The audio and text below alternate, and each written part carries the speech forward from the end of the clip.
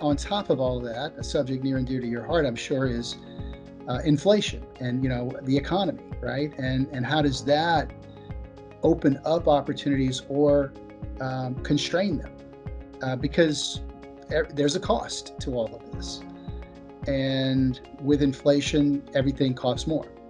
And And we're also talking about higher rates too. So, the Fed is made, I mean, I just spent a couple days with Jay Powell and a lot of people at the Fed. And let me tell you, the kind of rate hikes they're talking about are no longer benign. They're real. They're going to be felt. And you put those together with material shortages, steel. These are all issues that are important to the energy industry as well. How do they deal with these issues? yeah, I think it's worth highlighting inflation and its effect on infrastructure cost. So, increasing production, and you mentioned, hey, I mentioned earlier we're at very high oil prices, and Saudi Arabia and OPEC are not necessarily increasing production.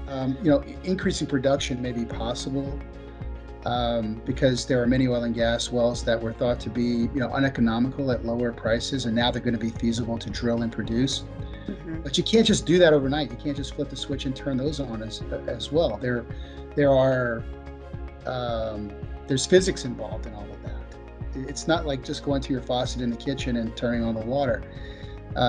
Bringing wells online takes time, and it's not risk-free either. It's not risk-free. If companies, whether it's the majors or independents, or if it's OPEC or whatever the case may be, if it's believed that this is all very short term, it may not be worth the ramp up to just turn it on short term. There could be you could find yourself as a country or as a company destroying a lot of value if you're not careful.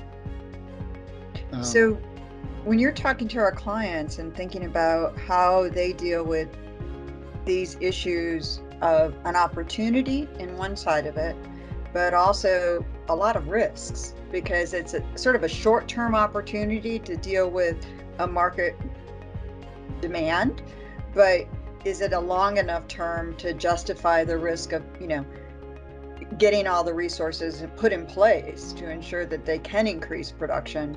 How do you deal with them in terms of resilience, improving their analytics? How do they driving, quicker and more informed decisions based on these market shifts that could be an opportunity, but also require an enormous amount of risk taking on their part as well?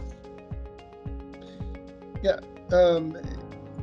analytics have become very much in vogue, or the topic of conversation. Things that over the last couple of years, because there's been so much focus on trying to be efficient, make a profit. And so, energy companies are looking for better agility. They're seeking better agility through data analytics and data modernization initiatives.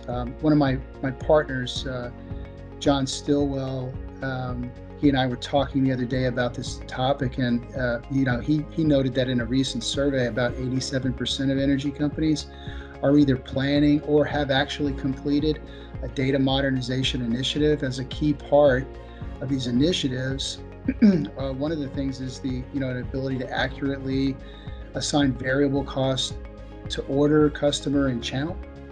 And this provides near real-time profitability analysis for better decision making.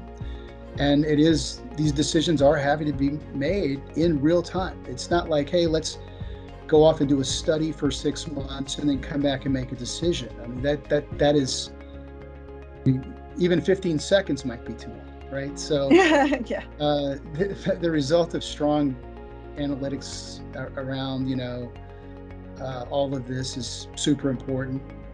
I think it can be transformative, to businesses.